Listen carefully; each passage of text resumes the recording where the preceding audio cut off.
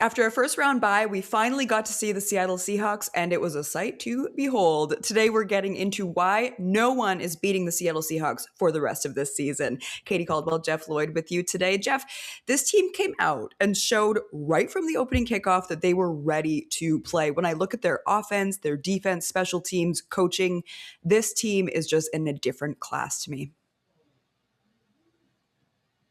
It definitely gave off LOB vibes. I mean, Legion of Doom, right? That's what like, you're gonna Yep. come here, we're not gonna beat you, we're gonna beat you up. It's what it really, Yes. really felt like, right from the opening kickoff and, a lot of credit, first things first, everybody the way it went down with the Russell Wilson deal, and neither team will complain. Denver's not gonna complain where they are now, and Seattle Mm-hmm. certainly, but Seattle just basically, 2.5 years, okay, we're number 1 seed again now in the NFC. Yeah. Like, just literally just that quickly put it all back together. Found, identified players that they felt would fit everybody, and again, everybody is big, they are tall, they are Mm-hmm. long, they are fast. Kenneth Walker, was just on the best version of himself. Obviously, poor little one out for Zach Charbonnet. That's some terrible, terrible news. Mm-hmm. When you get to the point where you're about to be the biggest part of your NFL life, and unfortunately, that's going to be taken away. We didn't know necessarily, and I can see, and this was the thing. I don't think people truly understood. If you were a right-handed quarterback and, your injury is on your left side with your oblique, that's your drive. That's your follow through. That's your, I got to put a little extra zip on this on 3rd and 7. And you can see that Sam was not Sam. He was definitely not all the way himself. And that probably makes it even more impressive because, you were out there and you could see early, it was like, all right, well, if Kenneth Walker's going to run well, why are you even going to bother with Sam Darnold? Right. He's not 100%. They can't stop you from running the ball. Jackson Smith-Njigba tore the NFL to shreds this year. 3 Yep. receptions for 19 yards. You destroyed this team, and one of the best offensive players in the entire NFL this year was essentially an afterthought. Yeah. Here's another thing that gets even scarier if you're playing the Seattle Seahawks. Cooper Kupp. All of a sudden, Yep. starting to do some Cooper Kupp-like things. So you add that together. He's And looking the thing like was, Triple Crown Cooper Cup in that yes, certain but settings. also but you keep in mind, you can still use Shaheed as a wide receiver as well. Yeah. What is going on for Seattle right now? And Mm-hmm. you just absolutely, and I forget what the play was, but they had the still shot. And I think it might have been the opening kickoff, and the coach with the grin, and it was just like, oh man, this is over. Yeah, you're not gonna come in here. And that place was insanely loud. There were Mm-hmm. more than one occasion where I literally picked up the remote just to lower it because it was like, oh my god, it got to the point where it was almost, the crowd was so obnoxious coming through the TV. Yeah. That's how loud it was, and that's how insane it was. Imagine actually trying to be San Francisco and get into a huddle and go, "We won." Yeah. Say it again, what? And, just they are where they're at right now, and what the linebacker Jones, who, that was an addition for them, and he gone, yeah, Mm-hmm. just bring him in, and, Ernest will become an all-pro. And Rashid Shaheed too that they brought in, and then he made Yep, right away. He's making an impact it in that just game. I just I don't I almost feel bad. I really do, 'cause again, it does give me, like, legit LOB vibes where Yeah. "We're gonna beat you, we're gonna hurt you, we're gonna take your lunch money," and, like, that's just where this team Yeah. is at right now, and, Seattle's gonna get another one next week, folks, hydrate, do everything again, and get Mm-hmm. ready, of course, and then the irony of it all is they could possibly go play for a Super Bowl Yeah. title in their rivals building in San Francisco, and That part is really I beautiful. don't yeah, I mean I mean, because then you can go in there for the rest of your career and go, "No, no, no, no. This is our house, Yeah. literally our house." But for Seattle, I mean, everything is just absolutely clicking.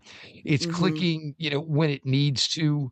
As long as, Darnold can get to next week and you Mm-hmm. can, if you need him, which maybe you won't again. But if you can get to the point, where Darnold, if needed to be, can, be an asset, you don't know Yeah. what stops Seattle right now in any way. Yeah. Well, and that was the thing, like getting the report that he had that oblique injury, I'm thinking to myself, how do you have a first round bye and come out of it first more injured than before?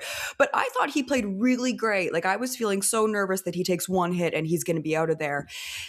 Did this game quell any of your questions about how he'd play, both in this game health wise, but then also overall, kind of as that pressure continues to increase? Because that was one of the things we talked about heading into this game. Is I think as anyone who's watched Sam Darnold in high pressure situations does have a little bit of that worry that maybe he will be seeing ghosts or maybe he will turn back into a pumpkin. But this one, even with the injury, it did feel like he was really in control here. Yeah, but like there's been, two other times where Sam basically had this stature about himself early in Hmm. the infancy of his career with the New York Jets, and they were never really good enough where this was the feel. And then certainly, last year with Minnesota, but there's just something with this Seahawk fan base, with that building. And like even 65,000 people. Damn, it Yeah. sounds like Oh, 165,000 people sure when I say that does. right now. But I think when you're in that environment and, th they're praising us. They're praising me. They're Hmm. praising you. It just to be, it just takes you to, a level that probably a lot of players didn't even know themselves that they Hmm. had. I don't know if we can truly give a fair assessment, of anything Sam maybe did Saturday night, and that's fine because the point in that scenario is just don't do anything to screw it up, obviously, and Exactly. knowing that he maybe wasn't 100%. And guys Hmm. like Ryan Clark can go stick it to himself. Um, but for Sam, and this is for and also for it just means so much more. You Hmm. know what I'm saying? Like we've talked today about Josh Allen and the and it no no no no no no no no no no. How about a guy like Sam Darnold? Yep. And think of this: Baker, Sam, Lamar, Allen, the same draft class.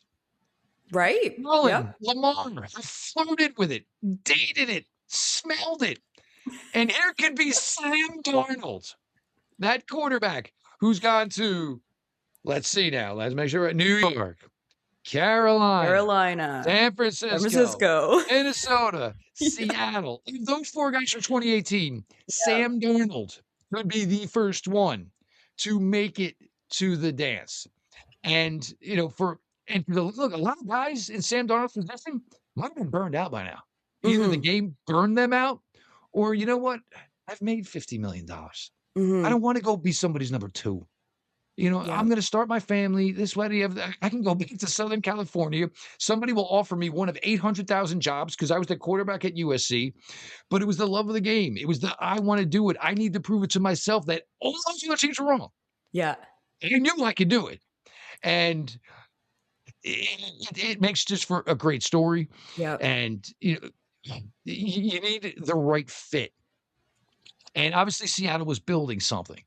They didn't need They didn't need the Josh Allen. They Yeah, needed a exactly. good quarterback. They needed a guy who would say, "You know what? I'm just gonna take a sack here because I can screw this up, and why would we do th" And I think the 2 just meshed so well. Mhm. The team has gotten significantly stronger and Yeah. better as the season has gone on. The defense was good. Now it is just obscene with what Mhm. they do. There's probably not a more fun watching football right now. Yep. And, the uniform combo, and you just see this maze of color just I mean, this, they're just an incredibly good product. You have to Mhm. give so much credit to everyone in that building. Of course, the coach, the general manager who realized 3 years ago, this is over the Russ era. This is it. Yep. What it is, it was great. That's fine. We got to And get then moved away on with from it. Gino at the right time too. And brought Gino in, and Gino played some good ball. And the funniest thing is, they never went all the way down. Like And it then we didn't saw where Gino was with the Raiders, and it was okay. They moved on at exactly the right want time. you got it because you always would rather be a year early than rather be a Yeah. year late. And Seattle just to be able to continue to do this Mhm. and just identify and build these teams. And there's a lot of sustainability to the Seattle Yeah. project right now. There really is. And, obviously been there before, but there's a chance for yet another version of the Seattle Seahawks franchise that is Yeah. most likely going to be playing in the Super Bowl, in my opinion, most likely going to win a Super Bowl. Yeah, one of my questions that you had already answered was how do these Seahawks compare to the 2013 Legion of Boom Seahawks? Because that stands out to me so, so much. And you said not only are they so strong, they're so fast, but how has this defense been able to outsmart these other teams like they are, especially in today's NFL? It is just so impressive to me. I think it's just the knowing who you are. And like when you Mm, have players like this on this defensive side of the ball, the stupidest thing you could ever do is coach out aggressiveness or coach out athleticism. You are not beating me to the outside. You're not. right. There is not one player. You are not going to beat my corner. You're not going to beat my safety. You can't outrun my linebackers. You want to run outside? Call the play all day long because you'll be Hmm. lucky at the end of it if you actually turned positive yardage. Then you get guys in the middle like Leonard Williams, just big, strong, physical, but also extremely smart and quick off Yes. the snap.